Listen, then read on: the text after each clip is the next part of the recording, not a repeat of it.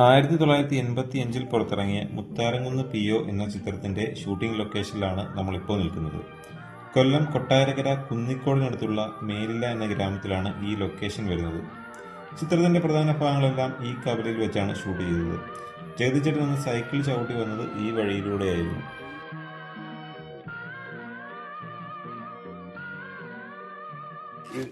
Mutharamkunnu shooting വരുന്നത് Rajashree international എന്ന് പറയുന്ന ഒരു കമ്പനിക്ക് അതായത് സിദ്ധിമലയും എല്ലാം കൂടെ വരുമ്പോൾ സ്പോട്ടിൽ വരുമ്പോൾ എന്നെ ഇവിടെ വന്ന് കണ്ട് കാര്യങ്ങളൊക്കെ പറഞ്ഞു.